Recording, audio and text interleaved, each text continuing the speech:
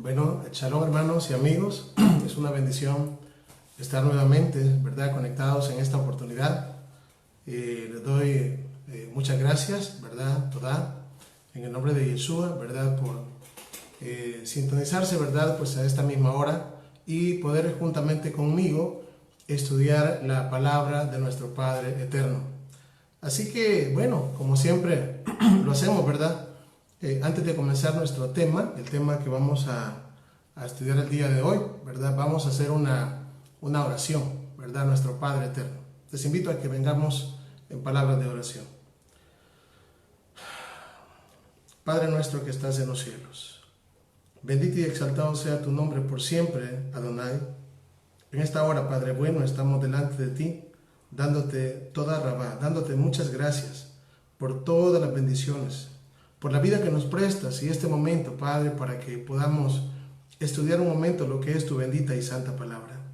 Pedimos, Padre, de que todo lo que hablemos, bueno, todo lo que yo hable en este caso, pues sea de bendición, que seas tú el que hables a través de mí, aunque yo quizás sea el menos indigno, pero aunque sea indigno, Padre, pues en tu misericordia aquí me tienes. Te pido la bendición por cada uno de mis hermanos y de mis amigos que se están conectando y los otros hermanos que se puedan conectar en el transcurso del estudio, que bendiga sus vidas, que guardes, Padre, todo lo que ellos tienen, que lo guardes a ellos y que guardes también a sí mismos sus familias y que todo lo que ellos toquen sea bendito. Bendito Padre, pedimos que tu palabra sea a través de tu Espíritu en cada uno de nosotros, que sea tu palabra la que escuchemos y cada uno de nosotros podamos ser esa buena tierra. Bendito sea tu nombre, bendito sea el nombre de Yeshua. En su nombre, en el nombre de Yeshua, su Hijo amado, elevamos nuestra tefilá, nuestra oración y decimos amén. Muy bien, vamos a iniciar en esta oportunidad el estudio que teníamos para el día de hoy, con ayuda de nuestro Padre Eterno. Bueno, habíamos hablado acerca de, íbamos a ver el tema en sí, cuándo nació la iglesia, ¿verdad? ¿Cuándo nació la iglesia? Teníamos un segundo tema que es la historia del cristianismo, ¿verdad? A la cual pues igual vamos a, no sé de verdad cuánto tiempo me vaya a llevar, pero vamos a tratar de salir con el primero, ¿verdad? Y si no logramos hoy, pues lo hacemos el día de mañana o pasado mañana, ¿verdad? Para que podamos pues avanzar, ¿verdad? Y tampoco llevar los temas tan a la carrera, sino que sea entendible en primer lugar. Así que, bueno, el tema era, ¿verdad? O el tema es, ¿cuándo nació la iglesia? Bueno, para comprender un poquito esta situación que estamos hablando, ¿verdad? La semana pasada, ¿verdad?, estuvimos hablando, ¿verdad?, un poquito acerca de lo que es el tema. Es más, tocamos el tema, ¿verdad? A lo suyo vino y los suyos no le recibieron. Hablamos, ¿verdad?, de cómo la teología del reemplazo y la sustitución de Israel, ¿verdad?, es una teología, no es de 10 años ni de 100, tiene miles de años, ¿verdad? Ese pensamiento en el cual se cree, se piensa que la iglesia constituida por gentiles ha sustituido la nación de Israel, ¿verdad? Determinábamos, ¿verdad?, en el tema anterior de que Israel es un pueblo insustituible, ¿verdad? Y las promesas que el Eterno hizo a la nación de Israel las tenemos dentro de la misma palabra. El Eterno no puede simplemente, ¿verdad?, prometer algo a nuestro pueblo y luego después ya no cumplírselo, ¿verdad?, porque se portó mal. O sea, es una cosa que no puede ser, ¿verdad? Todas las cosas que el Eterno prometió, obviamente Él las está cumpliendo y las va a cumplir porque Él es un Dios que promete y cumple, que dice y hace, ¿verdad? Él es un Elohim que no simplemente va a hacer promesas, como nosotros muchas veces podemos en algún momento, ¿verdad?, hacer una promesa y luego la rompemos. No, el Eterno, lo que Él dice, Él lo que dice lo hace, ¿verdad? Su palabra es fiel, su palabra es verdadera y ninguna de sus palabras dejará de cumplirse. Por esta razón, ¿verdad?, es que estamos confiados en Él y en su palabra. Cuando hablamos, ¿verdad?, de Israel, Y cuando hablamos de la iglesia, ¿verdad? Hoy en día, de hecho hay una serie de estudios, ¿verdad? En las redes, ¿verdad? Donde se dice diferencias entre Israel y la iglesia, ¿verdad? Se dice que Israel, por ejemplo, es un pueblo que está bajo la ley. La iglesia, ¿verdad? Es un pueblo que está bajo la gracia. Israel tiene el día de Shabbat, ¿verdad? Como día del Señor. La iglesia tiene el día del domingo como el día del Señor. Israel, ¿verdad? Ellos tienen leyes alimenticias, ¿verdad? No comen cierto tipo de animales. En la iglesia todo es permitido, lo que entra no contamina. Se dice que Israel celebra la fiesta de Pesaj o la Pascua. Se dice de que la iglesia celebra la Santa Cena del Señor. Se dice de que a Israel se le prometió la tierra, a la iglesia dice que se le prometió el cielo. Se dice que Israel es un pueblo terrenal y la iglesia es un pueblo celestial. Bueno, y así todas las cosas. O sea, todo esto, ¿verdad? Da como resultado un pensamiento totalmente alejado de lo que la verdad realmente dice, ¿verdad? De hecho, tenemos ya miles de años, ¿verdad? En los cuales ese pensamiento, ¿verdad? De que se ha sustituido a Israel, de que Israel ha dejado de ser el pueblo del Eterno y que ahora lo es la iglesia gentil, ¿verdad? Compuesta, porque no tenemos una sola, sino que hay miles de denominaciones y cada una de ellas, pues, queriendo, pues, decir de que son el pueblo de Dios. Ahora, como vamos a ver después de ese estudio, vamos a tener que tocar, ¿verdad?, el tema, la restauración de Israel, ¿verdad? Porque todas estas cosas que se vienen hoy hablando y todo lo que se cree, de verdad que está bastante lejos de lo que las escrituras verdaderamente nos enseñan.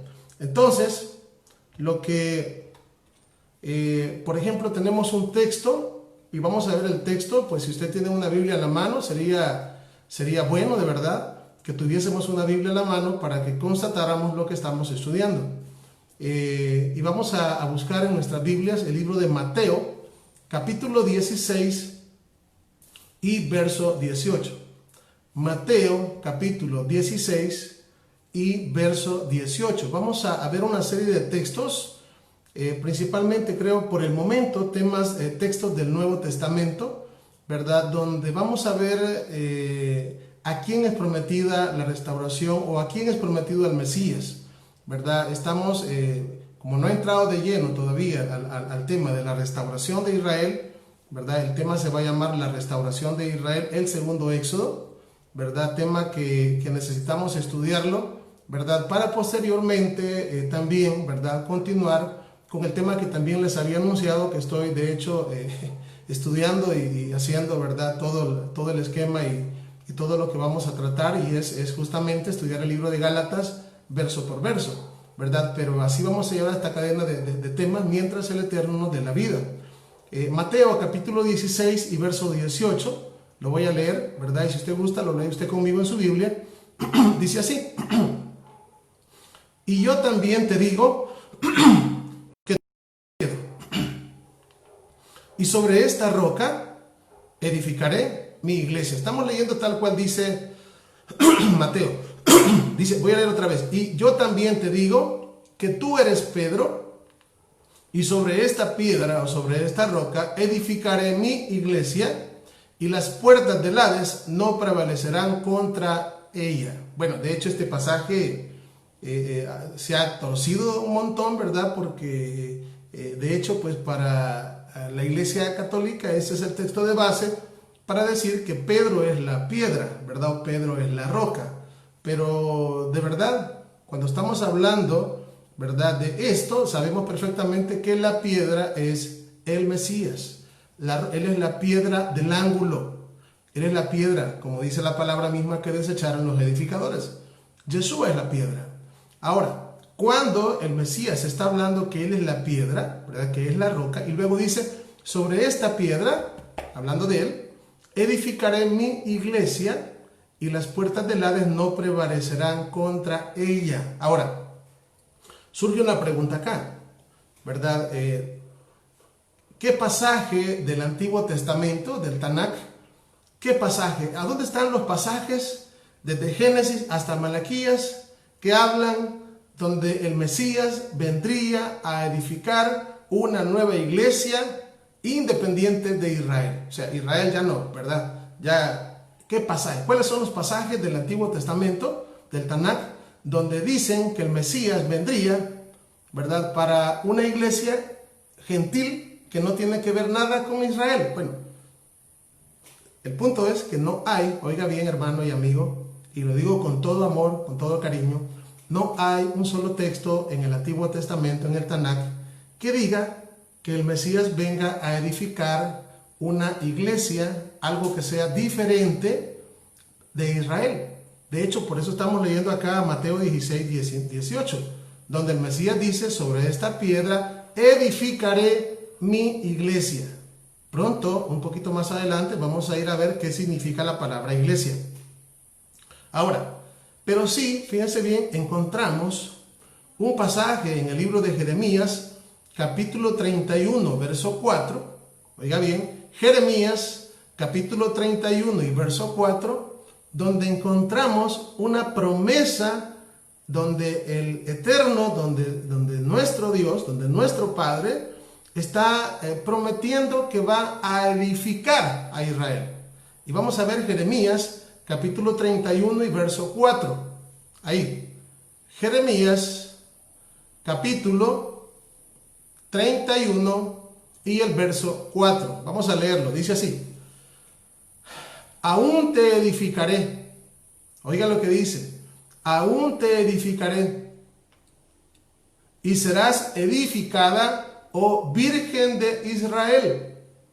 Todavía serás adornada con tus panderos y saldrás en alegres danzas. Como podemos observar, tenemos una promesa de edificar nuevamente a Israel. Por eso aquí estamos viendo y por eso estamos leyendo donde dice: aún te edificaré y serás edificada. Bueno, la pregunta es ¿cuándo?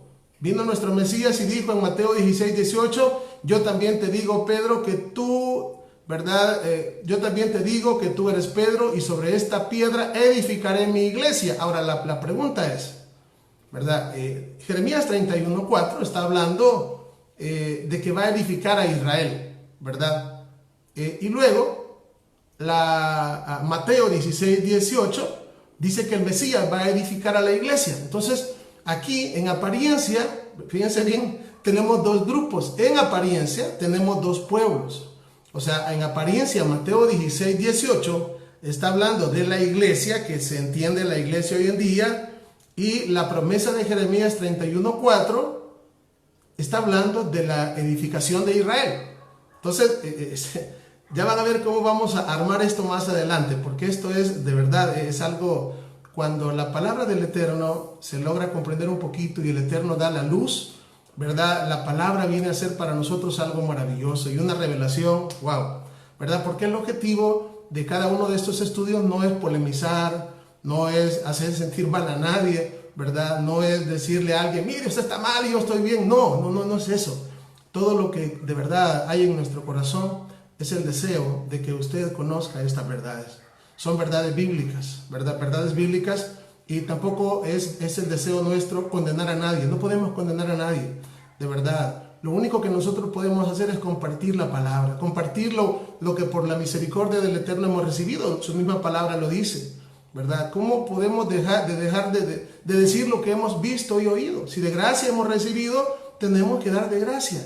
Y eso es lo que estamos haciendo en esta hora, compartiendo esa bendita palabra, ¿verdad? Y esperando que el Eterno, ¿verdad? Porque solamente Él, a través de su palabra, ¿verdad? Porque la palabra misma dice que es como un martillo que quebranta la piedra, y su palabra también dice que es como una espada de dos filos que penetra hasta partir el alma y discierne los pensamientos, oiga, y las intenciones del corazón. Un hombre no puede hacer eso, su palabra sí lo puede hacer. Por esta razón estamos estudiando, ¿verdad? Y que sea el Eterno el que hable, ¿verdad? A cada una de nuestras mentes y a cada uno de nuestros corazones. Pues esos dos pasajes que tenemos acá, en Mateo 16:18, donde el Mesías dice que Él va a edificar su iglesia, y tenemos Jeremías 31:4, donde dice que en el tiempo, ¿verdad? En los postreros tiempos, el Eterno va a edificar a Israel. Vamos a unirlo un poquito más adelante, pero quiero que veamos un poquito antes las profecías que nos hablan a qué venía el Mesías. O sea, es decir, a salvar, pero a salvar a quiénes. Para esto nos vamos a ir a Mateo capítulo 1, verso 21. Mateo capítulo 1 y verso 21. ¿Verdad? Quiero que abramos ahí la Biblia y vamos a leer en este pasaje, el cual nos dice de la siguiente manera: dará a luz un hijo, le dice el ángel a Miriam, conocida como María, dará a luz un hijo y le pondrás por nombre Yeshua, ¿verdad? Ahí dice Yeshua. Yo sé que en las versiones dice Jesús, en la versión de Reina Valera, pero dice Yeshua. Y luego dice, porque él, ¿verdad? Aquí le dice la misión, porque él. ¿Quién es él? Yeshua. ¿Qué va a hacer él? Salvará. ¿A quién? A su pueblo. ¿De qué? De sus pecados. Fíjense bien. En este pasaje, por cierto, es la primera vez en la Biblia, en el Nuevo Testamento, perdón, donde encontramos la salvación, o donde encontramos la misión del Mesías, y que nos habla acerca de la salvación. Por lo tanto, cuando acá dice, dará a luz un hijo y le pondrá por nombre Yeshua, porque él salvará a su pueblo de sus pecados, aquí nos está diciendo para qué viene el Mesías. ¿Para qué? Vea, en primer lugar, dice, ¿verdad?, que van a ser el Mesías. Va a tener el nombre Yeshua. Yeshua significa salvación, ¿verdad? Y luego dice, porque él salvará. Él viene a salvar. ¿A quién viene a salvar? De acuerdo a Mateo 1:21, a su pueblo. Vea. Y luego dice, ¿de qué lo viene a salvar? De sus pecados. Por eso es que estos son principios para que uno entienda inclusive temas acerca de la salvación, ¿verdad? Porque aquí hay una primera etapa de la salvación, ¿verdad? Y esa salvación es salvarnos de nuestras transgresiones a la ley de Dios, que eso significa pecado. Pecado es la transgresión a la ley de Dios, a la Torá. Entonces, pero nos preguntamos de nuevo, aquí nos dice que el Mesías viene y viene para salvar a su pueblo. La pregunta es, ¿quién es su pueblo? ¿Quién es su pueblo? Bueno, si retrocedemos al libro de los Salmos, vamos a encontrar una profecía que se está cumpliendo acá. Mateo 1:21 está hablando lo mismo que en profecía se anunció en el Salmo 138. Salmo 138 es bastante similar a lo que dice Mateo 1:21. Leamos Salmo 138. Dice así: y él, es decir, hablando de él, redimirá. ¿Qué es redimir? Redimir es rescatar. ¿Qué es rescatar? Rescatar es salvar. Y él redimirá, y él salvará. ¿A quién? A Israel. ¿De qué? De todos sus pecados. Y él redimirá a Israel de todos sus pecados. Es lo mismo que está diciendo acá Mateo 1:21, que el Mesías nacería, sería su nombre Yeshua, porque él vendría a salvar a su pueblo de sus pecados. ¿Quién es su pueblo? Israel. Vean, Israel. Tenemos un pasaje, yo creo que todos nos acordamos de aquel pacto, el pacto davídico, ¿verdad? El pacto que el Eterno hizo con David, en 2 de Samuel capítulo 7, verso 24, el cual dice de la siguiente manera.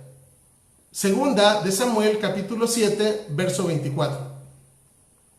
Porque tú estableciste, está hablando de David el Eterno, porque tú estableciste a tu pueblo Israel, oiga, por pueblo tuyo para siempre. Estas palabras que se nos graben. Porque tú estableciste, el Eterno, a tu pueblo Israel por pueblo tuyo para siempre. Y tú, Eterno, fuiste a ellos por Dios, por Elohim. En otras palabras, este texto está diciendo que Israel es su pueblo para siempre.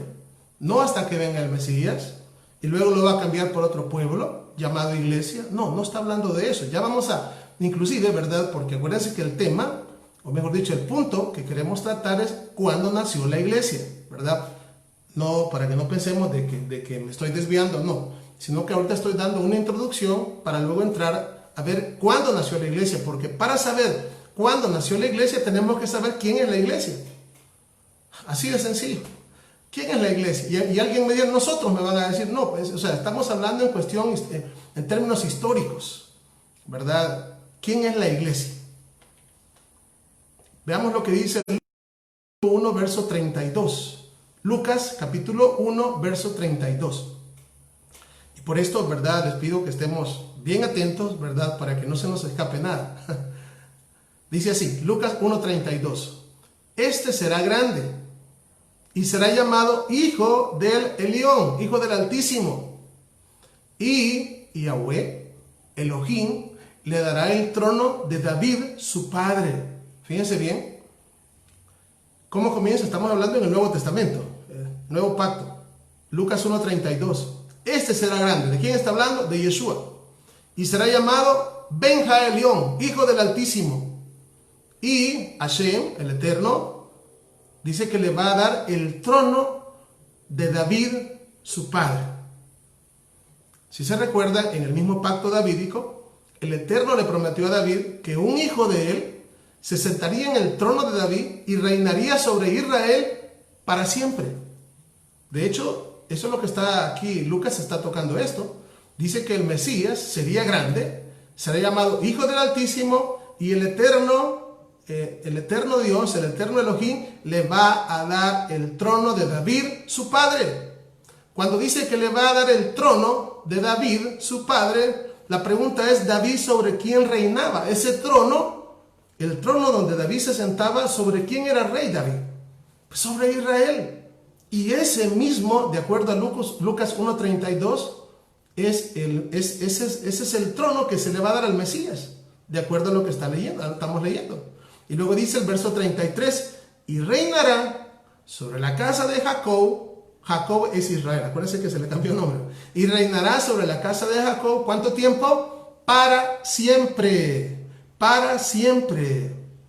Esto es siempre que el Mesías anduvo aquí voy a comparar esta parábola, y el reino se ha acercado, y el reino, y la parábola esta la compararé al reino, y bueno, él anunciaba el evangelio del reino. Y estaba hablando de este reino, del reino que no tiene fin, donde el Eterno, fíjense bien, va a reinar sobre Israel. Vean lo que dice el 33, y reinará sobre la casa de Jacob, es decir, Israel, para siempre, y su reino no tendrá fin. Bueno, entonces volvemos a la pregunta, ¿verdad? Bueno, ¿y qué lugar ocupa la iglesia? ¿Verdad? Porque, o sea, la iglesia en el sentido que se ha venido enseñando hasta el día de hoy, ¿verdad? Porque cuando hablamos de la iglesia, ¿verdad? Se ha enseñado que la iglesia es algo diferente a Israel. Eso es lo que se ha enseñado. Y vamos a ver más adelante y a comprobarlo bíblicamente si eso es verdad o no es verdad. Porque eso es lo que tenemos como objetivo en este día. Yo sé que posiblemente no me voy a alcanzar el tiempo para tomar el otro tema que dijimos, pero lo vamos a llevar paulatinamente. La idea es que esto vaya quedando lo más claro, ¿verdad? Que podamos. Lo más claro que podamos explicarlo y lo más claro que podamos entenderlo. Ahora, sigamos. Miren lo que dice Hechos capítulo 5, verso 31. Hechos capítulo 5 y verso 31 nos dice de la siguiente manera. Dice, a este, es decir, al Mesías, Elohim, es decir, Dios, ha exaltado con su diestra por príncipe y salvador. ¿Para qué? Para dar a Israel arrepentimiento y perdón de pecados. Estamos hablando en Hechos. El Mesías ya había venido, había muerto, había resucitado. Estamos en Hechos acá. Y aquí la Escritura dice que a este Dios ha exaltado con su diestra por príncipe y salvador. ¿Para dar a quién? A Israel. ¿Qué cosa? Arrepentimiento y perdón de pecados. A Israel. Seguimos. Hechos 13:23. ¿Verdad? Hechos 13:23. Les invito a que cada uno de estos textos los anotemos, los marquemos, los subrayemos, no sé cómo, ¿verdad? Para que esto, porque todo lo que estamos haciendo, digamos, o comenzando desde el tema que comenzamos la semana pasada, ¿verdad? A lo suyo vino, con este tema, estos van a ser temas base, así, para el tema que vamos a estudiar luego.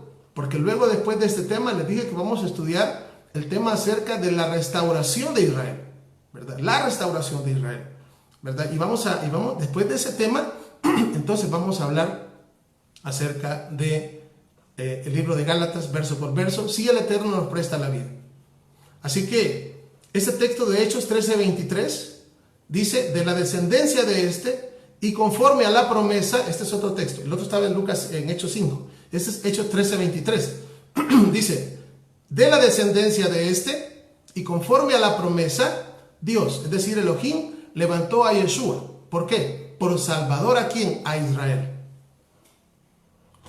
Avancemos. Dice el Salmo 148:14. Salmo 148:14. Dice así: Él ha exaltado el poderío de su pueblo. Y luego dice: alábenle todos sus santos. Los hijos de quién? Los hijos de Israel. Y luego dice: el pueblo a él cercano. ¿Cuál es el pueblo cercano al Eterno de acuerdo a la Biblia? Bueno, aquí está hablando de Israel. ¿Quién es el pueblo cercano al Eterno? Israel. No estamos hablando del pueblo que era cercano, sino que estamos hablando del pueblo que es cercano a él. Ayer, hoy y siempre. ¿Por qué? Porque el apóstol Pablo mismo dijo, ¿verdad? Allá que irrefutables son los dones y el llamamiento. Irrefutables. Quiere decir que no hay vuelta atrás. Cuando el Eterno elige a Israel, lo elige. Para siempre. Irrefutables son los dones. No hay vuelta atrás. No hay vuelta atrás. Y el llamamiento también. ¿Verdad? Por eso estamos viendo todo esto. Ahora, si el Salmo 148:14 dice que el pueblo a él cercano es Israel, y cuando nosotros nos vamos a la carta de Pablo a los Efesios, en el capítulo 2 y en el verso 13, les invito a que lo busquemos.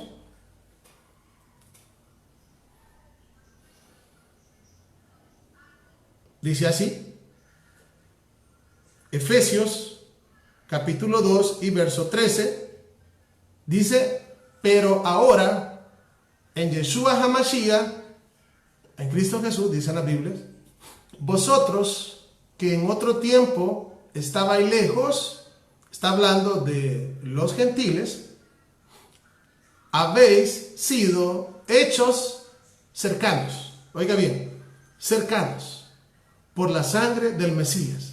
O sea, está diciendo acá, ustedes, ¿verdad? Que en otro tiempo estabais lejos, ahora habéis sido hechos cercanos. ¿Qué decía el Salmo 148:14? Que Israel es el pueblo a él cercano.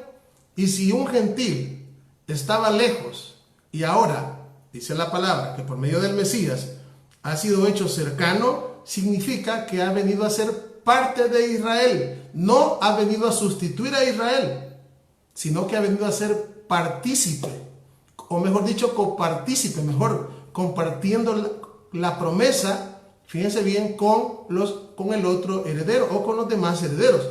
En este caso, tal vez no los demás herederos, sino con el otro heredero, porque en las escrituras, ¿verdad? Cuando llegamos así un poco más profundamente, encontramos verdaderamente dos herederos. Pero no voy a tocarlo hoy porque si no me meto al tema que viene.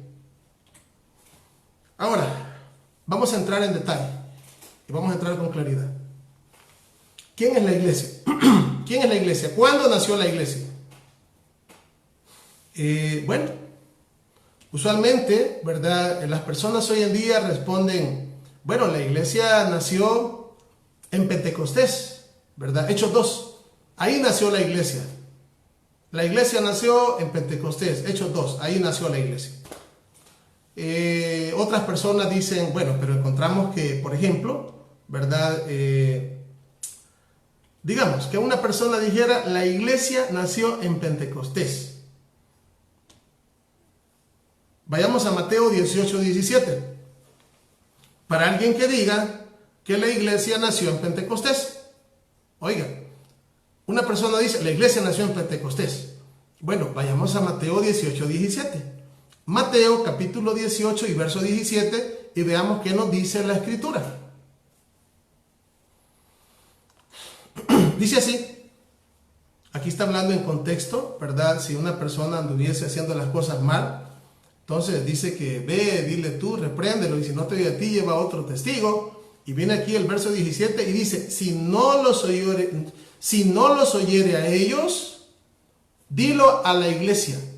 Y si no oyere a la iglesia, tenle por gentil y publicano.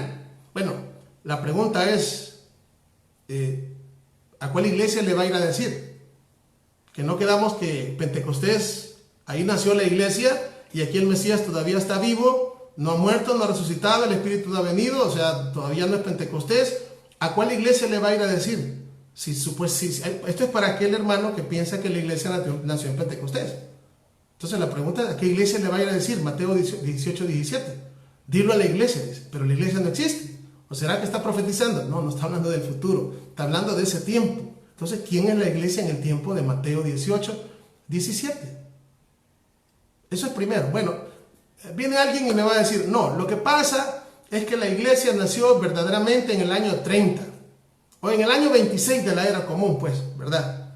Porque por ahí hay una cuestión con respecto a que se dice que el Mesías, si no me equivoco, nació en el año -4, en el año 4, no recuerdo muy bien, pero se dice que nació en el año 26. Pero entonces, si alguien me dice lo siguiente, hoy sí vamos al meollo del asunto. Y fíjense que esto de verdad, esto por lo menos cuando yo encontré estos pasajes, bendito sea el Eterno por ello, a mí de verdad que fue algo que me impactó en gran manera. Me impactó mucho. Lo que están a punto de ver a continuación a mí me impactó mucho, ¿verdad? Porque no esperaba hallarlo. O sea, sí tenía mis dudas con respecto a esto, pero en cierto momento tomé una Biblia griega. Fíjense bien, estoy hablando de una Septuaginta, una Biblia Septuaginta. La Septuaginta se escribió en griego totalmente. Comenzó primero por la Torá, los primeros 5 libros, allá por el siglo II antes del Mesías, ¿verdad? Porque la Septuaginta se le llama la Biblia de los 70 y es una Biblia que hasta el día de hoy está en griego totalmente, desde Génesis hasta Apocalipsis. Entonces, lo primero que vamos a ver, fíjese bien, lo primero que vamos a ver es que en los libros del Antiguo Testamento, del Tanakh, hay un libro que su nombre es bien interesante, ¿verdad? ¿Y por qué es bien interesante? ¿Sabe por qué? Porque la palabra iglesia, óigame bien, la palabra iglesia en griego se dice eclesia, así. Por cierto, es la palabra G1577 o G1577 del diccionario Strong. Eclesia o eclesia. Y el punto es de que tenemos un libro en el Antiguo Testamento, en el Tanakh, que lleva ese nombre. ¿Y a cuál libro me estoy refiriendo? Me estoy refiriendo al libro de Eclesiastés. Oiga, Eclesiastés. Y Eclesiastés no está en el Nuevo Testamento. Eclesiastés está en el Tanakh, lo que hoy se le llama la Biblia hebrea, así se le dice. Porque es la Biblia que tiene el pueblo judío, no tiene el Nuevo Testamento. Entonces, ¿cómo les dije? Eclesiastés. Y en la palabra, en el nombre Eclesiastés, ahí está el nombre Eclesia. Eclesiastés. Ahora, cuando uno va al libro, ustedes van a ver que en el libro dice Eclesiastés o el predicador. Así le ponen. ¿Por qué? Porque la palabra eclesiastés significa el que habla a la iglesia.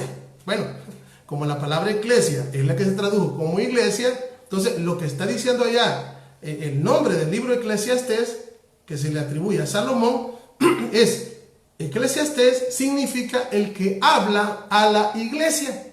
Pero la pregunta es, si está en el Antiguo Testamento, ¿a cuál iglesia le va a hablar? Si le mucho menos, ¿verdad? O sea, si estamos hablando que ya vimos de que no es Pentecostés, y ya estuvimos viendo de que tampoco en el año 30, en el año 26, tampoco nació la iglesia, porque tenemos allá ¿cómo se llama? El libro de Pentecostés, que significa el que habla a la iglesia.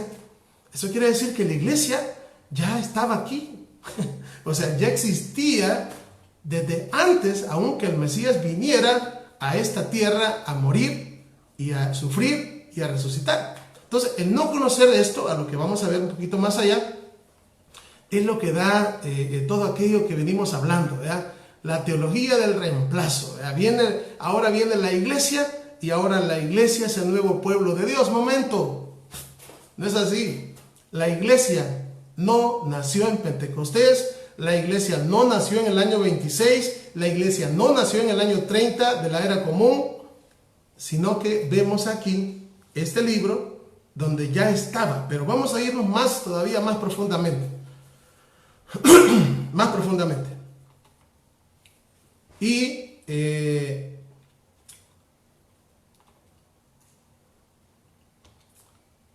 esta palabra, eclesía, yo quiero darme a entender lo mejor que pueda, es la palabra G1577 del diccionario Strong. Eclesía, G1577. Y el nombre Israel, óigame bien hermano, es el G2474. Estoy dando las claves del diccionario Strong. Y eclesía, G1577, y Israel, G2474. ¿Para qué estoy haciendo esto? Porque resulta que yo me fui a la Biblia, a la Septuaginta, la Biblia que es totalmente griega, griego todo, y me voy dando cuenta de esto. Y hoy esto es para usted. Vamos a Deuteronomio capítulo 31 y verso 30. Deuteronomio capítulo 31 y verso 30. Con esto que estamos viendo, estamos derribando todos los argumentos de la teología del reemplazo. Y esto que, digamos, este día solamente, digamos, en esta enseñanza, solo es un preparativo para el nuevo tema que vamos a estudiar, si el Eterno nos da la vida. Entonces, dice acá, Deuteronomio 31:30. Entonces habló Moisés a oídos de toda la congregación de Israel las palabras de este cántico hasta acabarlo. Oiga, entonces habló Moisés a oídos de toda la congregación de Israel las palabras de este cántico hasta acabarlo. Bueno, les voy a decir, ¿verdad? Realmente no puedo mostrar, aunque creo que tal vez pueda mostrárselo. Quiero hacer un intento.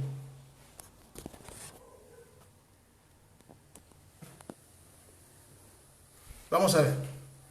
Acá tenemos Reina Valera 1960, donde dice: entonces habló Moisés a oídos de toda la congregación de Israel. Aquí está la palabra. Ahora, quiero mencionarles que esta palabra congregación que estamos viendo acá, aquí tengo la versión griega interlineal de la Septuaginta.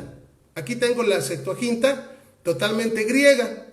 Y quiero que ustedes vean, pues anteriormente les dije esto, que tenemos la palabra eclesia, que es la 1577, aquí, que apareciera como que dijera ecanoía a nuestro lenguaje, ¿verdad? Y tenemos acá la palabra Israel, ¿verdad? Que como que si dijera lopaní. Estoy diciendo nomás para que tengamos una mente fotográfica, ¿verdad? Y veamos ambos textos, ¿verdad? El primero donde dice eclesía y el segundo donde dice Israel. ¿Por qué les estoy mostrando esto? Porque aquí tenemos un texto que es Reina Valera 1960 y ahí aparece donde dice que Moisés habló a oídos de toda la congregación de Israel las palabras de este cántico, y tenemos la palabra congregación de Israel. Ahora, cuando vemos esto en la Septuaginta, en Deuteronomio 31:30, ahí tenemos, miren, la palabra G1577, ahí la pueden ver ustedes, G1577, y la palabra G2474. Esta es la palabra Israel y esta es la palabra eclesia. Si ustedes ven ahí, miren esta, miren cómo es, fíjense la forma de las letras, como que dijera con una doble K, ecanoías, ¿verdad? Que es la misma que estamos viendo acá, ecanoía, es la misma, G1577, ¿verdad? Entonces, ¿qué es lo que estamos viendo acá? Que la palabra en Deuteronomio 31:30 para eclesía, aquí dice eclesia, pero en la traducción de Reina Valera y en todas las Biblias no lo tradujeron como iglesia aquí, sino que la tradujeron como congregación. La palabra en hebreo sería Kehilá o Kahal. De ahí viene también el nombre de Eclesiastés, que en hebreo es Coelet, que es el que habla a la Kehilá o a la congregación, o en griego sería a la eclesía. Entonces, este es el primer pasaje que tenemos como testigo. Vea, ahí tenemos la palabra iglesia, eclesia en griego, en Deuteronomio, y aquí la palabra congregación. No la tradujeron como iglesia, ¿por qué? Porque se les iba a dar un problema. O sea, es decir, si le ponían acá iglesia, ya no iba a pegar que la iglesia nació allá. Había que traducirlo así aquí. Cuando encontraron la palabra, esta palabra eclesia o Kehilá, en este caso estamos viendo la Biblia griega, la Septuaginta. Cuando encontraron la palabra eclesia, lo tradujeron como congregación. ¿Por qué? Porque vieron que se refería a Israel en el Antiguo Testamento, en el Tanakh. Sin embargo, en el Nuevo Testamento, cuando encontraron esta palabra, la tradujeron como iglesia, para dar a entender que era un nuevo pueblo. Voy a ver otro ejemplo. Voy a aprovechar que tengo así la cámara. Tenemos acá el libro de Josué, capítulo 8, verso 35. Estamos en Reina Valera 1960. Dice Josué 8:35. No hubo palabra alguna de todo cuanto mandó Moisés que Josué no hiciese leer delante de toda la congregación de Israel. Aquí tenemos, delante de toda la congregación de Israel. Aquí tenemos congregación de Israel. Ahora, tenemos acá la versión interlineal de la Septuaginta, es decir, la Biblia griega LXX, la de los 70. Y justamente tenemos acá, vean, me voy a ir directamente donde está la palabra. Ahí está, G1577. Es la palabra iglesia. Eclesia dice ahí. Eclesia, y tenemos la palabra Israel aquí. Ahí, G2474. Pero, ¿qué sucede?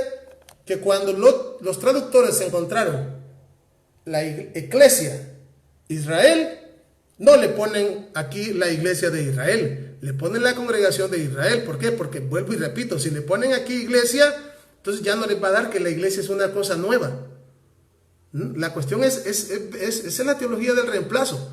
Dar o enseñar que la iglesia es una cosa nueva y diferente de Israel, ¿verdad? Dando a entender lo que muchos piensan hoy, que la iglesia nació en Pentecostés, cuando en realidad, si vamos a hablar de la eclesía, la iglesia es Israel y nació en el monte Sinaí. O sea, si vamos a hablar de verdad en la mente, o sea, mucho tiempo atrás, podemos decir que nació mucho tiempo atrás en la mente del Eterno. Vamos a ver otro pasaje. El otro pasaje lo tenemos en Primera de Reyes, capítulo 8, verso 55. Primer libro de Reyes, capítulo 8, verso 55. Y dice ahí, y puesto en pie, bendijo a toda la congregación de Israel, diciendo en voz alta. Aquí, congregación de Israel. Tenemos acá la Septuaginta, la Biblia de los 70. Y ahí tenemos. Creo que se puede ver el pasaje así completamente todo. ¿Qué dice ahí? Ahí están las palabras. Miren, está Eclesia, G1577, e Israel, G2474. En otras palabras, aquí está la palabra Eclesia, que si lo hubiesen traducido como lo hicieron en el Nuevo Testamento, aquí tendrían que traducir no así, sino que tendrían que haber traducido de otra manera. Vean, así tradujeron. Y puesto en pie, bendijo a toda la congregación de Israel, diciendo, pero si hubiesen traducido como lo hicieron en el Nuevo Testamento, entonces hubiesen traducido así. Ahí está. Así. Pero vuelvo y repito, ¿por qué no le pusieron así? Pues porque no convenía ponerle así. Porque los traductores, al estar viendo las escrituras, pues para ellos Israel era un pueblo, otro pueblo, y la iglesia era otro pueblo, nuevo y diferente, que no tiene que ver nada con Israel. De hecho, la palabra eclesía, fíjense bien, la palabra eclesía o la palabra kahal o kehilá en hebreo, significa los llamados a salir fuera. Una asamblea, eso significa los llamados a salir fuera. ¿Y quién fue el primer pueblo llamado a salir fuera? Israel. ¿Y de dónde? De Egipto. El Eterno lo llamó a salir fuera. Por eso es que Moisés lo sacó con mano fuerte y brazo extendido de parte del Eterno. Entonces, uno puede decir, bueno, la verdad que quizás algunas veces pasa de que ponen ¿cómo decir? Alguna cosa, ¿verdad? De que todo lo que está en el Antiguo Testamento, como que, digamos, todas las palabras de un solo traducen todas, de una sola manera. Y después el Nuevo Testamento, digamos, todo lo que está en el Nuevo Testamento lo traducen, ¿verdad? Qué sé yo, de otra manera. Pero les voy a mostrar un pasaje en el Nuevo Testamento, y es este. Hechos capítulo 7, verso 38. Aquí lo tenemos, Hechos capítulo 7 y verso 38, el cual dice: este es aquel Moisés que estuvo en la congregación en el desierto. Oiga, en la congregación en el desierto. Este está en el Nuevo Testamento. Para decir, ¿y por qué les estoy enseñando esto? Ya van a ver por qué. Dice, este es aquel Moisés que estuvo en la congregación en el desierto con el ángel que le hablaba en el monte Sinaí y con nuestros padres, y que recibió palabras de vida que darnos. Bueno, este pasaje está en el Nuevo Testamento. Y si ustedes ven, aquí aparece la palabra congregación. Hechos 7:38. Congregación. Pero en el griego, en la versión griega, aquí ya podemos hablar del Textus Receptus, de Erasmo, o podemos hablar de todas las versiones griegas que hay. La palabra que aparece aquí, donde tradujeron congregación, aquí tenemos el texto, yo tengo acá la versión internacional de la Septuaginta siempre, es esta, miren, iglesia, ahí dice, ahí está G1577, eclesía. Entonces, la pregunta, si aquí aparece, estamos en el Nuevo Testamento y tenemos la palabra eclesía, ¿por qué no pusieron aquí iglesia? ¿Saben por qué no pusieron iglesia?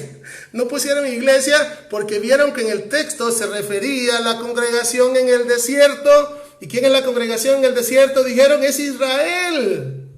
Así que no pongamos la palabra eclesía, no pongamos iglesia, como en todas partes se tradujo en el Nuevo Testamento, pongamos congregación. ¿Por qué? Porque si ponemos iglesia, entonces van a pensar de que la iglesia no es un pueblo diferente.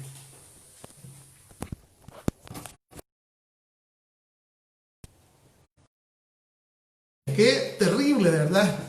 O sea, yo diría que todo esto, ¿verdad?, ha venido a nosotros porque estamos en los últimos días.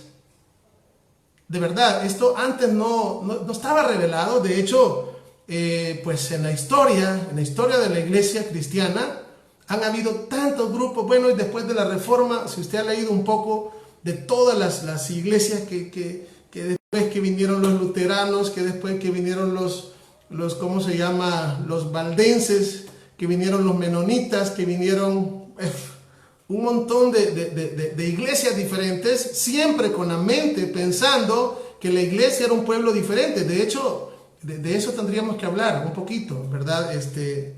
No sé, que ya voy a ver cómo estoy de tiempo, pero lo que quiero que ustedes, o mejor dicho, lo que quiero haberles demostrado en primer lugar, con lo que estamos viendo hasta aquí, es que la eclesía, como se dice en griego, que es la Kahal o la Kehilá en hebreo, es Israel. Es Israel. Es decir, no hay, por eso es que tenemos un texto allá, ¿verdad?, donde dice, el texto que leíamos casi al principio, ¿verdad? ¿Y qué decía el texto? El Mesías decía, sobre esta piedra edificaré mi iglesia. ¿Y cuál es cómo decir, el texto, dónde está profetizado en el Antiguo Testamento? Pues está profetizado en Jeremías 31, donde decía, otra vez, nuevamente serás edificada, oh Virgen de Israel. En otras palabras, tenemos ya 2000 años de venir con una gran confusión, ¿verdad? Confusión terrible, les digo, confusión terrible, hasta nuestro tiempo, porque les voy a hablar un poquito de esto, porque sí, la idea era hablarles cuándo nació la iglesia, lo hemos hecho, y hemos tocado textos que usted puede ir y comprobarlos por usted mismo. Porque aquí no es cuestión de que usted se quede solo porque yo lo digo. No, solo porque yo lo digo no tiene fundamento. realmente. O sea, por eso el Eterno nos ha dado sabiduría, inteligencia, ¿verdad? Y si nos hace falta sabiduría, pidámosela a Él, para que usted, así como, o sea, nosotros podemos pensar. Bendito sea el Eterno, que podemos pensar por nosotros mismos. Tenemos libre albedrío, esa capacidad que el Eterno nos ha dado para poder ver, para poder diferenciar, para poder elegir y no ser esclavos de las personas. Solo porque otra persona dice eso, pero si eso no es así, no, yo puedo decirle, no importa. Muchas veces pasa eso con los líderes, ¿verdad? Que no seguimos muchas veces cosas que no... Que sabemos dentro de sí que no están bien, pero como son líderes, pero como es ¿verdad? No le puedo, no puedo, no, mejor así me quedo, mejor así sigamos. No, nosotros, bendito sea el Eterno, acuérdense algo, tenemos un solo maestro y se llama Yeshua, ¿verdad? Hoy en día pasa un gran problema con eso, ¿verdad? Porque muchas personas dicen, buscan cobertura, ¿verdad? Y ¿verdad? Se dan cuenta de cosas que son verdad, pero se le tiene más miedo al hombre que al Eterno.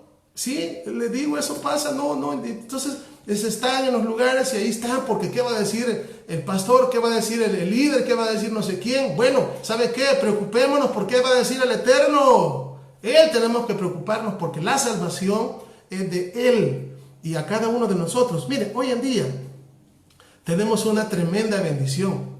En tiempos antiguos, les digo, wow, en tiempos antiguos era con respecto a las escrituras, por ejemplo, en el tiempo de nuestro Mesías, en el tiempo de los apóstoles, era muy diferente al tiempo en el cual nosotros estamos. ¿Por qué? Porque no tenían Biblias como lo tenemos hoy en día. Miren, antiguamente, para tener un rollo, no era barato el rollo y tampoco era sencillo de conseguir. Y aunque tuviera un rollo, no todos podían leer. O sea, había que ir a la sinagoga y ahí se leía porque yo no podía tener uno y me tenían que explicar ellos.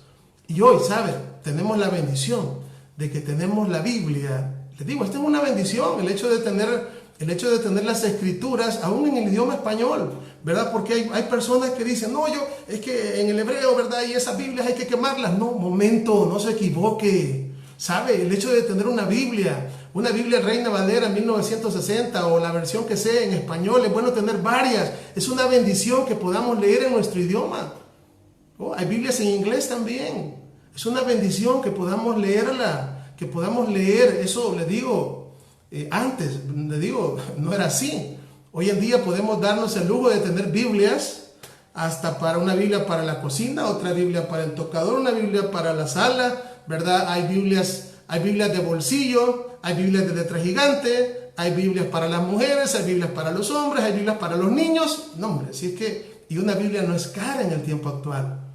Y podemos leerla. Y lo que necesitamos en este tiempo es el Espíritu y la dirección del Eterno para poder de verdad entender lo que el Eterno quiere para nuestras vidas. Más, oiga bien, estamos en los tiempos finales. Los tiempos están muy malos y no es, o sea, es de más que, ahorita yo les pongo, miren, fíjense que los tiempos son malos, están malos, los días van de mal en peor. O sea, es decir, estamos llegando a los días, ya estamos en los días como en los días de Noah, que en los días de Noé. ¿Y qué es lo que dijo nuestro maestro de los días de Noé? Que así será la venida del Hijo del Hombre. Pero ¿sabe qué? El Eterno está dándonos tiempo. Y hay muchos de nosotros que estamos encerraditos en nuestras casas. Yo les invito, ¿sabe qué? Vaya a leer la Escritura, ocupe tiempo para orar, ocupe tiempo para pedirle al Eterno. Digo, hay otros hermanos que tienen que trabajar, todavía trabajan en otras partes, pero hay muchos países donde estamos en nuestras casas. Pero ¿sabe? Muchas veces lo que hacemos es, ahí se pone Netflix, que pone no sé qué, a ver películas, a ver un montón y a perder el tiempo porque la gente está aburrida. Mire, tome la Biblia, póngase a leerla, estudie, vea. Tenemos una serie de videos que hemos grabado por la gracia del Eterno. Póngase ahí a verlos y después hace algunas preguntas, aunque sea para no sé, ponga a verlos ahí la cosa, véalos, aunque ponga al final no me gusta, pero véalos. O sea, tenemos todos ahorita, les digo, la bendición de que tenemos un poquito de tiempo. Hay que verlo todo por el lado bueno. La palabra dice que a los que aman al Eterno, todas las cosas les ayudan a bien. Entonces, dediquemos el tiempo para lo que es. No perdamos el tiempo. Vamos hacia un tiempo, ¿sabe? Vamos hacia un tiempo que casi que no me gusta ni hablar, pero es necesario. Vamos hacia un tiempo que se le llama la gran tribulación. Y pocos estamos preparados, porque a la mayoría se les ha dicho de que el Mesías va a venir antes de la gran tribulación. Y la Biblia no enseña eso. Tenemos un tema ahí con respecto al rapto, el arrebatamiento y la segunda venida del Mesías. Tenemos un tema que lo hemos grabado en video ahí en mi cuenta de Facebook Live. Pueden ir a verlo, ¿verdad? Pero estamos en tiempos de verdad difíciles, ¿verdad? Donde ¿saben lo que va a pasar en este tiempo? Lo que va a pasar en este tiempo que venga. Siempre, ¿sabe? Siempre, y esto lo he leído inclusive de muchos escritores, de muchos comentaristas bíblicos y cristianos de donde sea. Y dicen que al final de los tiempos, dicen ellos, no sabiendo de qué se trata, pero bien dicen, va a venir un avivamiento sobre la iglesia, dicen ellos. Solo hasta ahí, no se sabe qué ni cómo. Pues yo le voy a decir, cuando hablamos de avivamientos en la Biblia, oiga, avivamientos en la Biblia, y esto porque de verdad un profeta dijo, y me gusta mucho el texto, el profeta Habacuc dijo, aviva tu obra en medio de los tiempos, y en medio de los tiempos hazla a conocer. Los avivamientos bíblicamente, ¿sabe cuáles eran? Eran cuando el pueblo se reunía a celebrar las fiestas del Eterno, las fiestas de Dios. Y tenemos ejemplos, tenemos grandes ejemplos, tenemos el ejemplo del rey Josías. Hay varios ejemplos ahí donde invitaron a los del reino del norte, cuando Israel estaba en la división, pero estaban ahí juntos, les mandaron cartas para que vinieran y se arrepintieran y celebraran la Pascua, celebraran Pesach. Dice la Escritura, eso está en Jeremías 30, pero dice la palabra que ellos se burlaban. Ellos se burlaban de ellos, ¿verdad? ¿Y por qué se burlaban? Perdón, si no me equivoco, es segunda de Crónicas 30, por ahí anda. Muchos de ellos se burlaban, pero dice que una buena parte de ellos, dice que regresó y celebraron la fiesta de la Pascua, Pesach se le llama Pascua, ¿verdad? Celebraron la fiesta de la Pascua y se arrepintieron de todos sus pecados. Y hubo una gran fiesta, vea, una gran fiesta de arrepentimiento. Entonces, cuando hablamos en la Biblia de los avivamientos son las fiestas del Eterno, las fiestas bíblicas, no las fiestas que el mundo celebra hoy en día. Hoy el mundo, de verdad, la gente, y estoy hablando de gente cristiana también, gente que celebrando cosas que no deben celebrar, pero ahí está celebrando, atrapados en un montón de cosas que no son bíblicas, pero las fiestas del Eterno no se conocen. Y esos son los verdaderos avivamientos. Y no estoy diciendo que eran los avivamientos. Eran los avivamientos, son los avivamientos y van a ser los avivamientos cuando el Mesías regrese. Porque ¿sabe qué? Cuando el Mesías ponga sus pies en la tierra, ¿sabe qué es lo que va a pasar en aquel tiempo? Dice la Biblia en el libro de Zacarías capítulo 14 que la primera fiesta que se va a celebrar va a ser la fiesta de las cabañas, la fiesta de los tabernáculos, que simbolizan la boda del Cordero. Por cierto, todavía no hemos estudiado la fiesta, pero estoy adelantándome un poquito para que nosotros conozcamos esto. Entonces, quiero aprovechar para adelantar un poquito el tema, ¿verdad? Con respecto a lo que pasó luego, porque lo que pasó luego de que el Mesías estaba acá, estudiamos de que los primeros, hubo un remanente del pueblo judío que creyó en Yeshua. Este remanente que creyó en Yeshua fue y anunció las buenas nuevas a los gentiles, vamos a decirles así por el momento, ¿verdad? Y gente de las naciones vino y se convirtió al Dios de Israel. Vinieron a refugiarse bajo las alas del Dios de Israel. Y tenemos ahí, vamos a decir, la comunidad primitiva. Pero veamos lo que pasó. Y todo esto, les digo, todo esto del hecho de que se dice que la iglesia ha venido a sustituir a Israel, ¿verdad? Es un lío porque se cambia, ¿verdad? Ya no es ya cuando hablamos de esta iglesia nueva, ya la ley, ya eso ya no, ya hoy es la gracia, ya no es el día del Shabbat, sino que es el domingo, y total que se hace un montón. O sea, no solamente se cambia el pueblo, ¿verdad? A decir que la iglesia suplantó a Israel, sino que también se cambian las maneras de hacer las cosas y adicionalmente también se cambia el Mesías. ¿Por qué el Mesías? Porque Roma nos presentó, o sea, esto es, de verdad, yo creo que ese es el secreto más grande, de los secretos más grandes, de verdad que pocos conocen en este tiempo. El Mesías se cambió.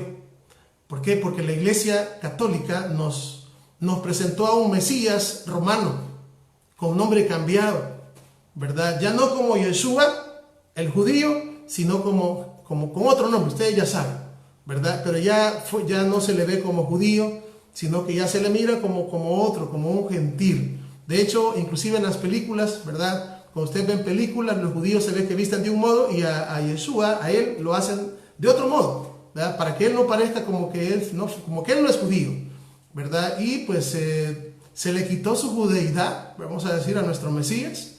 Y no solamente eso, sino que se dijo que él había venido, ¿verdad? Hoy en día, ¿verdad?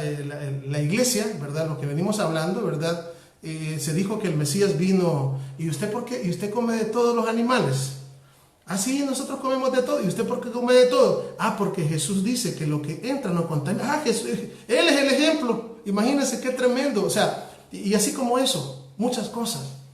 Por eso, de verdad, cuando hablamos de nuestro Mesías hoy en día, él es el más mal representado de todos los tiempos. Por esta razón, ¿verdad? Hemos dicho, y vuelvo y repito, nos acercamos a tiempos donde tiene que darse algo. Y ese algo se llama la restauración de Israel.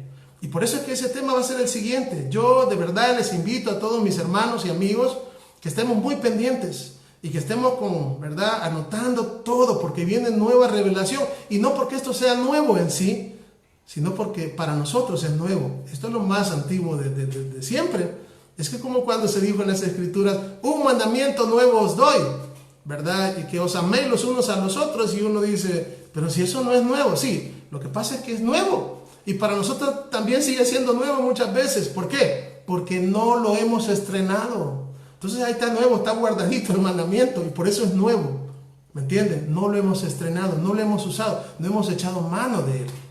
Así que quiero que naveguemos un poquito en el tiempo que me falta, en ahondar un poquito en qué es lo que pasó en el siglo I. Es decir, vamos a irnos un poquito con lo que es la historia, porque les dije que iba a hablar un poquito de historia también, ¿verdad? Aunque de verdad esto es una cosa...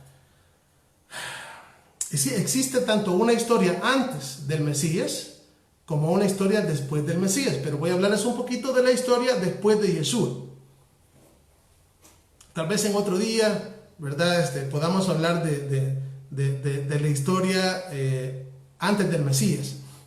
Es decir, por lo menos lo que hoy muchos llaman el oscurantismo, le dicen, ¿verdad? O el tiempo en el que aún no hubo revelación, desde Malaquías a Mateo. Yo espero un día hablar acerca de ello, si el Eterno nos da la vida.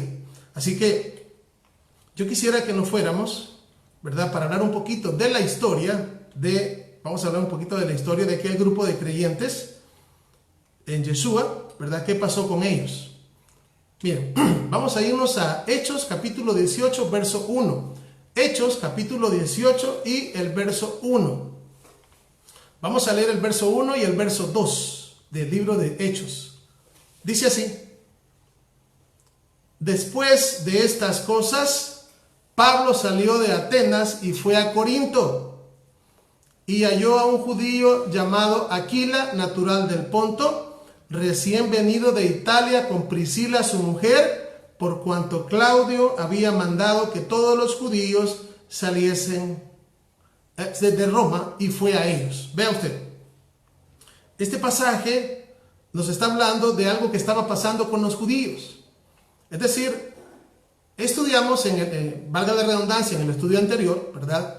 Como, en primer lugar, los primeros en creer en el Evangelio, en el Mesías, fueron un remanente del pueblo judío. Después, estos judíos les predicaron a los gentiles. Después, la comunidad de creyentes en el Mesías llegó a ser judíos y gentiles, ambos.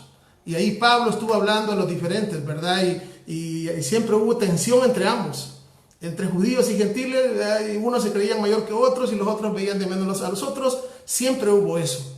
Ahora, con el pasar del tiempo, tenemos acá, por ejemplo, en el libro de Hechos 18, se está hablando en el verso 2 acerca de un emperador. Vea usted, de un emperador llamado Claudio. En la historia a este señor se le conoce como Tiberio Claudio César Augusto Germánico.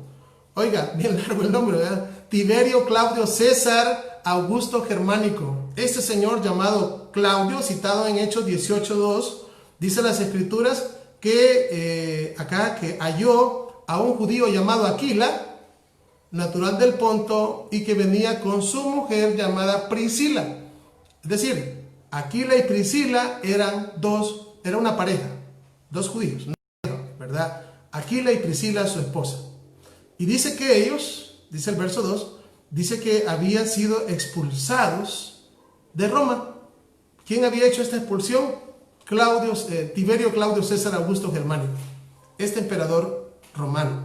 ¿Qué es lo que sucedió? Bueno, se dice que Pablo, inclusive la carta de Romanos, esto fue lo que impulsó a Pablo a escribir la carta de Romanos. Una de las cosas que lo impulsó a hacerlo, ¿verdad? Se dice que este hombre, Claudio Germánico, ¿verdad? Estuvo como líder de Roma del año 41 al año 54. Año 41 al año 54 después del Mesías. Después de él vino otro hombre llamado Nerón. Nerón, estamos hablando de emperadores romanos. Nerón, ¿qué le sucedió a Claudio? Este Nerón gobernó Roma del año 54 al año 68. Después, fíjense bien, de hecho, aquí tenemos un detalle. Vamos a ver el libro de Hechos, capítulo 20, verso 29. Hechos, capítulo 20, verso 29, dice así: porque yo sé que después de mi partida entrarán en medio de vosotros lobos rapaces, que no perdonarán al rebaño. Vea usted, el apóstol Pablo, es decir, Shaul, él estaba sintiendo que su momento de irse, ¿verdad?, con el Señor estaba cerca. Entonces, pero estaba diciéndonos acá y estaba profetizando en lo que iba a pasar después de su partida. Y fíjense lo que dice: porque yo sé que después de mi partida entrarán en medio de vosotros lobos rapaces que no perdonarán al rebaño. ¿Qué fue lo que pasó? Como siempre, ¿verdad?, ha habido odio en contra del pueblo judío, y esto no solamente del Mesías para acá, sino del Mesías hacia atrás. Tenemos, por ejemplo, en el tiempo de Esther, todo el libro de Esther nos cuenta cómo un malvado llamado Amán quiso destruir al pueblo judío. Si vamos en la historia, igual nos encontramos con otro anti-Mesías, ¿verdad? Estamos hablando en el tiempo de los Macabeos, ¿verdad? Otro señor también llamado Antíoco Epífanes, que también quiso destruir al pueblo judío. Entonces, esto ya ha venido desde hace un montón. Entonces, esto siguió con los emperadores estos.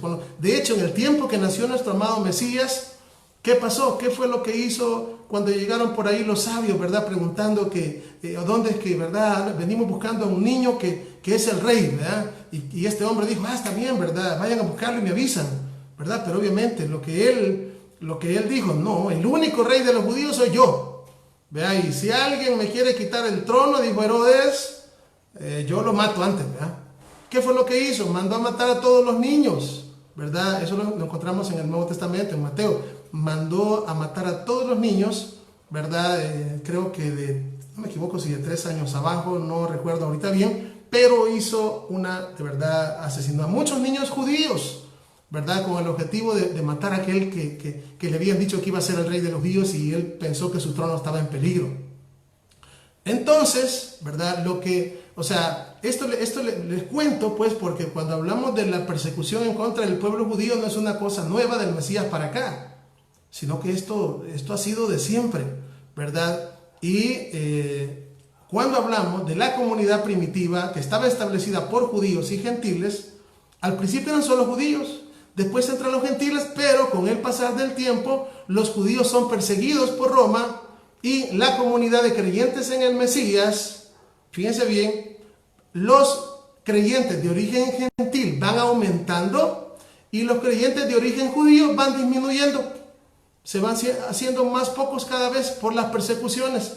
Entonces, tenemos acá, ¿verdad?, este texto donde Pablo dice de que después que él muera, dice que van a entrar lobos rapaces. Y esto de verdad fue algo dicho y hecho, profetizado. El hombre estaba diciendo la verdad. Y luego, de acuerdo digamos a al contexto histórico, se cree que Pablo murió en el año 67, era común, 67 después del Mesías, ¿verdad? Y pues exactamente 3 años después se da lo que es la destrucción de Jerusalén, donde mueren aproximadamente un millón de judíos. Hubo una gran revuelta y una persecución grandísima en contra del pueblo judío, ¿verdad? Y obviamente fue una dispersión, ¿verdad? Huyeron. Esto provocó también que muchos judíos que habían creído en Yeshua, unos murieran y otros fueran dispersados. Así, ¿verdad? Entonces, en el año 135, después del Mesías, se dio algo que se le llama la destrucción de Jerusalén.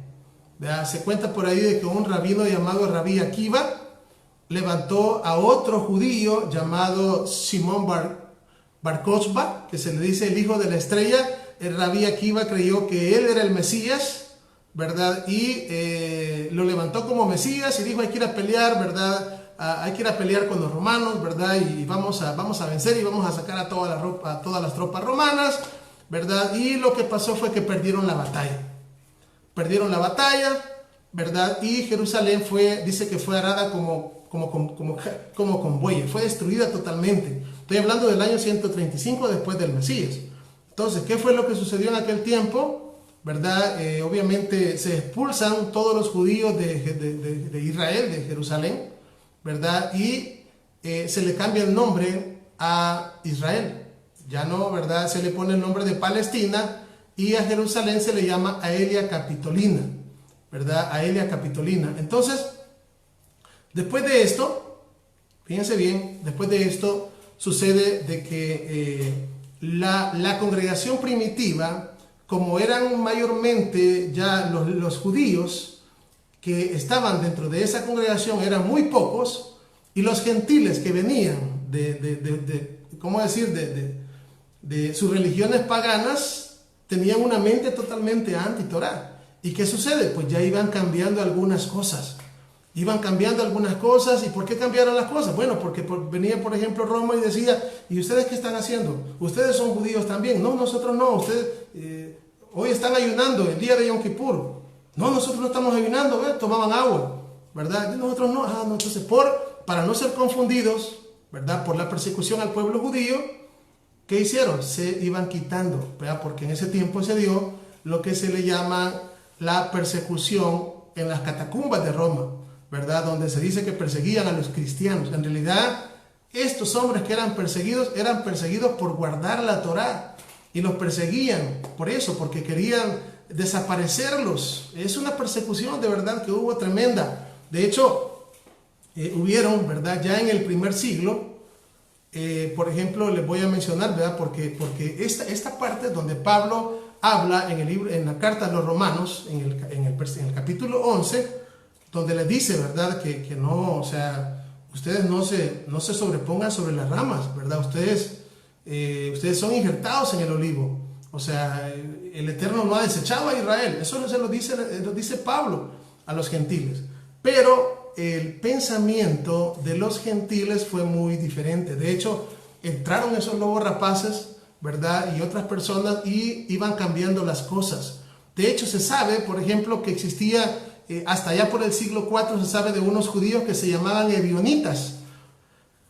Estos ebionitas eran judíos creyentes en Yeshua, pero tuvieron que apartarse de los del camino, así se les llamaban los del camino, a los creyentes en el Yeshua, los del camino, o también se les llamaban los nazarenos, ¿verdad? Tuvieron que apartarse, estaban cambiando todo.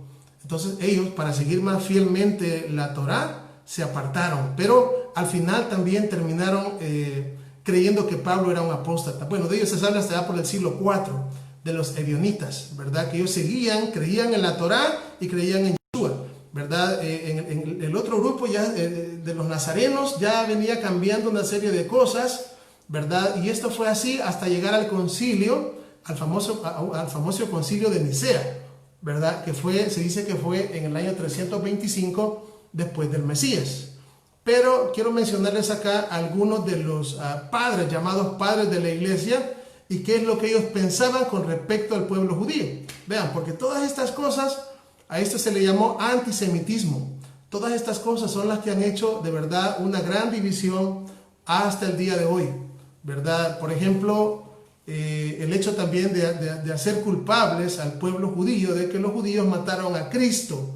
Eso hasta el día de hoy, todavía muchas personas creen eso, ¿verdad? Ellos mataron a Jesús, o sea, se les ha echado la culpa y se les ha vivido todo el tiempo echándoles la culpa, ¿verdad? Cuando, si nosotros empezamos a buscar culpables, pues la Biblia dice, mi vida nadie me la quita, sino que yo la pongo, dijo él.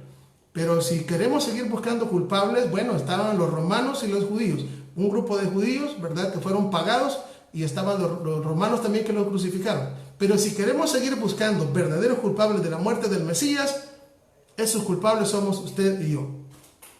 Porque Isaías 53 dice que por sus llagas hemos sido nosotros curados. Es decir, que si nosotros no hubiésemos pecado, Él no hubiera muerto. ¿Qué es lo que hizo Él? Ocupó el lugar que usted y yo, que a usted y a mí nos correspondía. Entonces, quiero mencionarles acá algunos textos, algunos hombres llamados padres de la iglesia, y cuál era su pensamiento al respecto de Israel. ¿Qué pensaban ellos sobre Israel? Eso es. Tenemos acá Ignacio de Antioquía. Fíjense bien. Estamos hablando Ignacio de Antioquía del año 50 al año 117 de la era común. Él enseñó que aquellos que participaban de la Pascua son partícipes, o sea, aquel que celebraba Pesaj, ¿verdad?, son partícipes con aquellos que mataron a Yeshua. Estamos hablando del año 50, o sea, estamos hablando que hombres que nacieron cuando Pablo estaba vivo todavía. Estaba otro señor que se llamó Justino Mártir. Justino Mártir dice acá el año 100 en adelante, no tengo la fecha en que muere. Dice que él afirmó que el pacto del Eterno con Israel ya no era válido y que los gentiles habían reemplazado a los judíos. Esto que ellos enseñaron es lo que hoy se cree. Es lo que hoy se cree mayoritariamente. Repito, él creía y decía, él afirmó que el pacto del Eterno con Israel ya no era válido y que los gentiles habían reemplazado a los judíos. Tenemos otro señor llamado Ireneo, año 130 al 202 de la era común. Él declaró que los judíos fueron desheredados de la gracia de Dios. Tenemos otro señor llamado Tertuliano en la historia. Él vivió del año 155 al año 230 de la era común, es decir, después del Mesías. Este señor culpó a los judíos por la muerte de Yeshua y argumentó que habían sido rechazados y destituidos para siempre por Dios. O sea, hablando de los judíos. Luego tenemos a otro señor llamado Orígenes. Este señor Orígenes, bueno, de verdad que esta gente tomaba las cosas bien, las escrituras las tomaban bien a pecho. Se cuenta de este Orígenes que dice que él tenía el problema de que era muy mujeriego. Entonces, él leyendo la parte donde dice que si algún miembro te es ocasión de caer, córtatelo. Y este hombre prácticamente, ¿verdad?, se tuvo que cortar todo, así. Se tuvo que cortar, digamos, sus genitales, ¿verdad? Y eso fue lo que hizo él, basado en la escritura que dice que si un miembro te es ocasión de caer, córtatelo. Este señor Orígenes vivió en del año 185 al año 254 de la era común. Él también, ¿verdad?, culpó a los judíos, ¿verdad?, y dijo que los judíos eran un pueblo rechazado por el Eterno. Vean qué tremendo. Todo esto hacía más grande la separación, el cisma. Luego viene otro señor llamado Clemente de Alejandría, del año 150 al 215 después del Mesías. Este hombre enseñó que la filosofía griega y no las escrituras hebreas era la mejor herramienta para que los gentiles entendieran a Cristo, usando la filosofía para explicar a Yeshua, no usando el Antiguo Testamento, sino usando el Nuevo solamente. Imagínense qué tendencias. O sea, todas estas cosas fueron heredadas, ¿verdad?, al cristianismo. Decir de que la mejor herramienta es usar lo griego y no lo hebreo. Pues hasta el día de hoy, ¿verdad?, en los institutos de teología, pues enseñan griego, enseñan todo desde la perspectiva griega, pero no llegan al hebreo. Bueno, ¿a quién se lo deben? A este señor, Clemente de Alejandría. Luego existe otro señor llamado Eusebio, del año 275 al año 339. Él enseñó que las promesas de la Escritura estaban destinadas para los gentiles. Fíjense bien, las promesas de la Escritura eran para los gentiles y que las maldiciones estaban destinadas para los judíos. O sea, las bendiciones para la iglesia y las maldiciones para los judíos. Afirmó que la iglesia era el verdadero Israel. De aquí vienen un montón de definiciones que hoy en día la gente piensa. Volvemos otra vez a la teología del reemplazo. Nosotros somos el verdadero Israel de Dios. ¿Sí? ¿Y quiénes somos? Somos gentiles. No tenemos que ver nada con Israel físico, sino solamente espiritual, ¿verdad? Y luego que nosotros estudiemos el próximo tema, nos vamos a dar cuenta si estas cosas son verdad. Tenemos, por ejemplo, Juan Crisóstomo, ¿verdad? Juan Crisóstomo, ya esto estamos hablando después del concilio de Nicea, porque existió un hombre llamado Constantino en el año 325, en el concilio de Nicea, que prácticamente, ¿verdad? Él es el que oficialmente anuló el día de Shabbat y puso el día domingo como el día del Señor, ¿verdad? También instituyó el día 25 de diciembre, el día que nacía el dios Tamuz, ¿verdad? O el dios Mitra, porque este hombre era mitraísta. Mitra era un dios antiguo al que él adoraba y se dijo que Jesús, ¿verdad? En su mente, él había nacido el 25 de diciembre y a la misma vez, ¿verdad? Realmente entró o metió un montón de pensamientos, ¿verdad?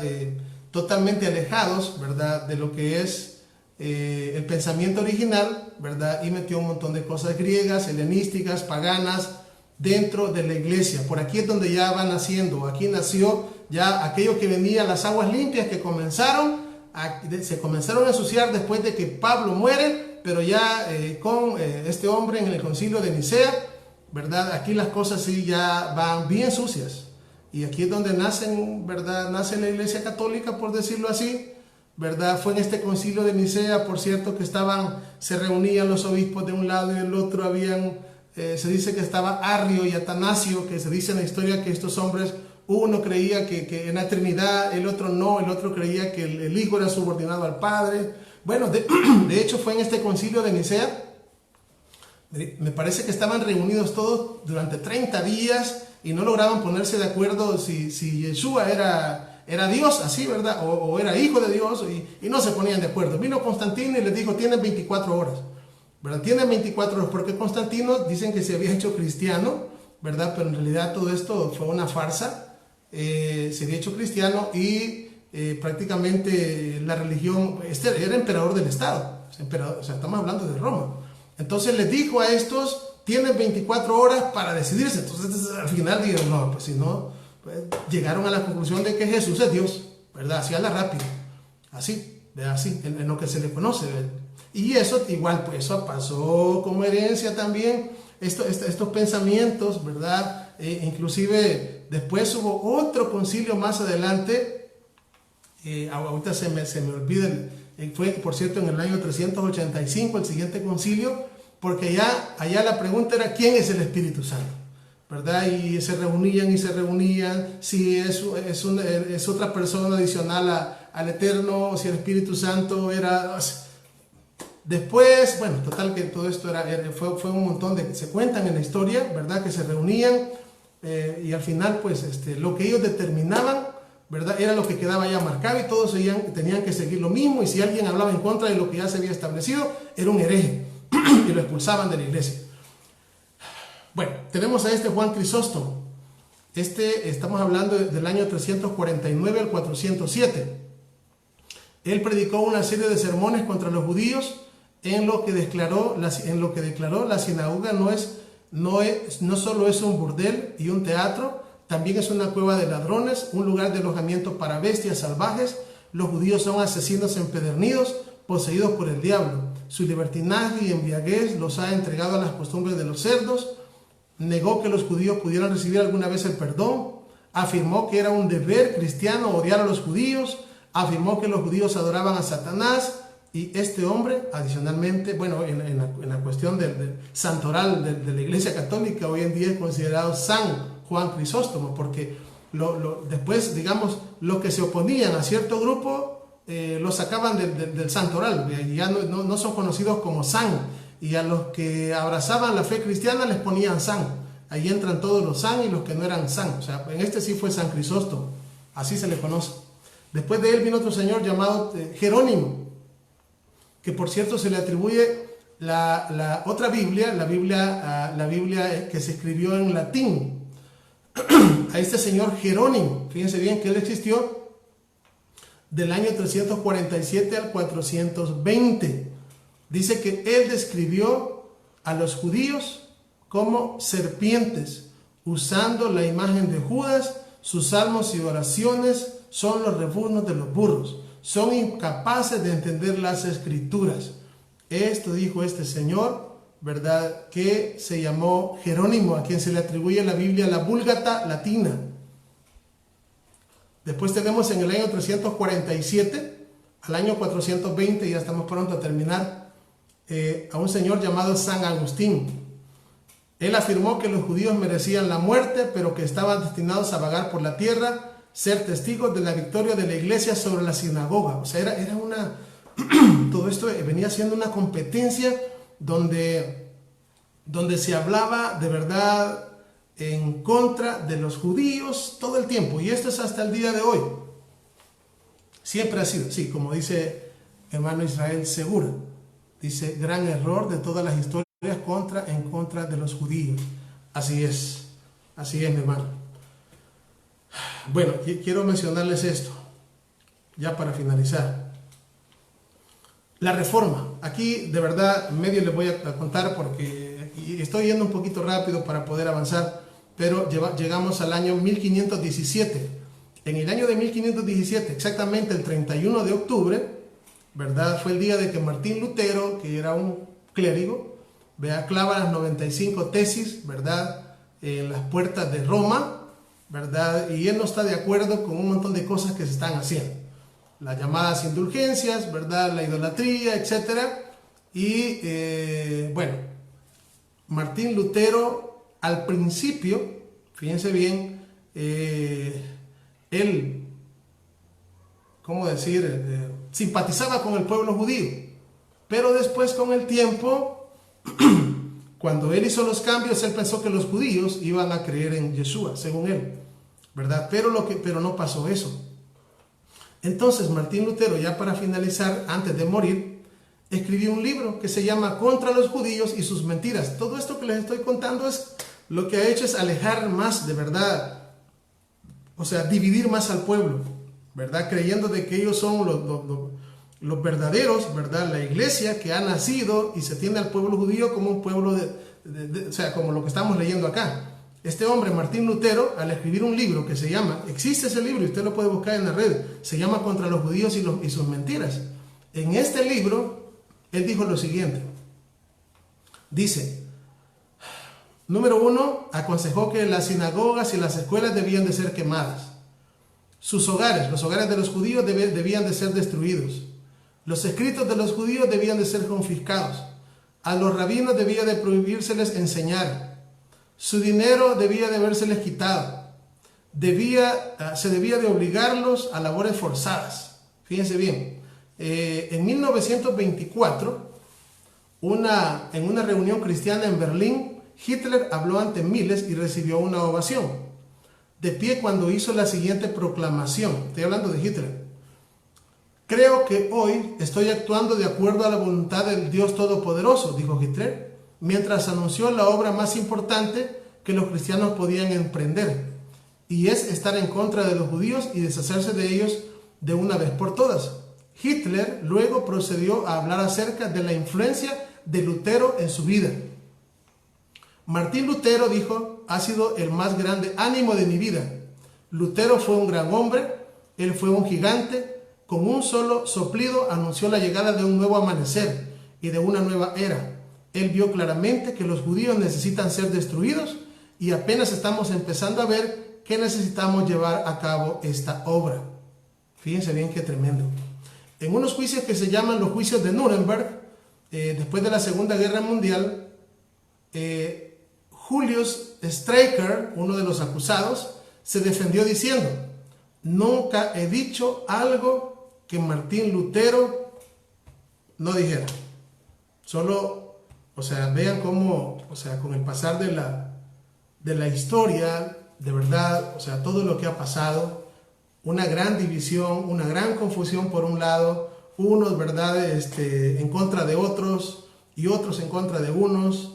De verdad, ha sido un conflicto durante de miles de años, pero luego, ¿verdad?, con el siguiente estudio vamos a comprender qué tan importantes, de verdad, ya para en estos últimos tiempos se va a cumplir la más grande de todas las profecías. Y esto es porque, de verdad, es como decir, ¿verdad?, como que dijéramos cristianos y judíos, que son dos de las tres religiones más grandes del mundo, vamos a decir como que si se hubiesen separado, ¿verdad? Y hoy, por ejemplo, nosotros, como dijo un hermano la otra vez, hablando, digamos, de nosotros que creemos en Yeshua y creemos en la Torah, muchas veces, dijo él, nos sentimos como hijos de un divorcio, ¿verdad? Porque, ¿por qué, verdad? Cuando una pareja se divorcia, pues obviamente el papá, pues obviamente no quiere a la mamá, pero el hijo está por medio. Entonces, cuando el papá habla mal de la mamá, al hijo no le gusta. Y cuando la mamá habla mal del papá, al hijo no le gusta. Y eso pasa muchas veces con nosotros. Vea, si estamos oyendo, ¿verdad?, un pastor en una iglesia, pero el pastor comienza a hablar en contra de la Torah, ya no nos gusta eso, en contra de la ley, eso no nos gusta. Si estamos oyendo a un judío y un judío comienza a hablar de Yeshua, pues tampoco eso no nos gusta, no nos gusta. Ahora, vendrá el día en el cual, obviamente, todo esto será, el Eterno va a unificar a su pueblo y va a restaurar a Israel, ¿verdad?, de una vez y por todas, y estamos a las puertas de que esas cosas sucedan, ¿verdad? Y todo esto que he venido hablando, espero que llegue a sus mentes y sus corazones, puedan analizarlo, puedan, si es posible, retroceder el video, poderlo ver otra vez, ¿verdad?, como ustedes lo deseen, y que esto sea de bendición para sus vidas. Hemos tenido ya siglos de confusión, ¿verdad?, siglos de confusión, pero se nos acerca el día en el cual la verdad nos hará libres. Y muchas personas tienen que conocer todas estas cosas, ¿verdad? Y como dijo nuestro Mesías, se tiene que cumplir: y conoceréis la verdad, y la verdad os libertará, ¿verdad? Lo que sí esperamos es la pronta restauración de Israel, ¿verdad? Y pues eso creo que es lo que viene. Eso es lo que viene en tiempos de tribulación, en tiempos de dificultad, pero la verdad se tiene que llevar a cabo. Así que llegamos hasta acá con este estudio. De verdad que agradezco a los hermanos que estuvieron hasta acá, ¿verdad? Porque yo sé que algunas veces tienen otra cosa que hacer, pero gracias por estar pendiente conmigo en esta hora. Posiblemente mañana, ¿verdad? Tal vez a esta misma hora, no sé, o tal vez más temprano, ¿verdad?, podamos comenzar el siguiente tema, les he dicho, ¿verdad? Vamos a estudiar el tema de la restauración de Israel, pero también tenemos pendiente el estudio del libro de Gálatas verso por verso. Así que les invito para que hagamos una oración. Baruch atah Adonai Eloheinu melech haolam, bendito eres tú, Adonai Elohim nuestro, Rey del universo. Gracias por la vida, bendito y exaltado sea tu nombre, Padre. Te pido que bendigas a cada hermano, cada amigo, Padre, que se ha conectado en esta hora para oír tu palabra. Pedimos, Padre, que seas en nuestras mentes y en nuestros corazones. Bendice a tu pueblo, Padre. Aviva tu obra en medio de los tiempos, Padre. En medio de los tiempos, hazla conocer en tu ira. Acuérdate de tu misericordia. Guarda a cada hermano, a cada amigo, Padre, que ha escuchado conmigo, ¿verdad?, que ha estado acá, y a los hermanos que igual van a ver el video en diferido. Te pido que bendiga sus vidas a través de este estudio. Gracias por tu palabra, Padre. Bendito sea tu nombre. Elevamos nuestra oración, no en nuestro nombre, sino en el nombre de Yeshua, y decimos amén. Bien, hermanos, de verdad les doy las gracias por haber llegado conmigo hasta acá. Sé que no es fácil estar más de 1 hora y media, ¿verdad? Pero el Eterno les bendiga y el Eterno les recompense grandemente. Que el Eterno les guarde, ¿verdad? Y shalom, shalom para todos. Shalom.